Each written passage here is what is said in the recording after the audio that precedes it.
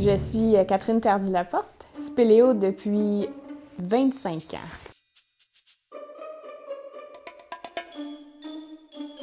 Mais tu sais, c'est fou comme quand tu réalises ça, comme la confiance en toi puis l'acceptation de toi, comme c'est là quand tu sais, à faire la spéléo, ça t'amène vraiment à être le meilleur de toi-même.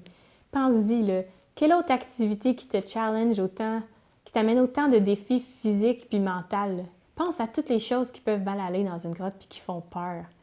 Puis moi, je pense que c'est ça, comme mon plus grand exploit personnel, c'est d'avoir réussi à me pratiquer, à être en maîtrise de mes émotions, de les accepter. Je sais que des fois, je vais avoir des résurgences de peur, mais je sais qu'il faut que je les contrôle parce que si je me soumets à ma peur, ça va être une situation pas sécuritaire. Fait qu'il faut que je reprenne le contrôle.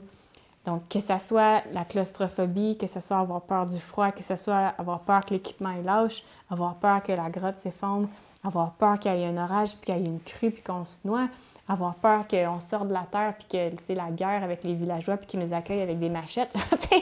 Tout est tellement peut devenir anxiogène, mais comme c'est ça le plus grand défi en spéléo, c'est comme apprendre à te contrôler, à genre gérer tes émotions d'une façon saine, puis être au-dessus de la mêlée parmi tout ce qui peut se passer dans ta tête, puis rester focus. Parce qu'on sait que ça peut être angoissant des fois, certaines situations.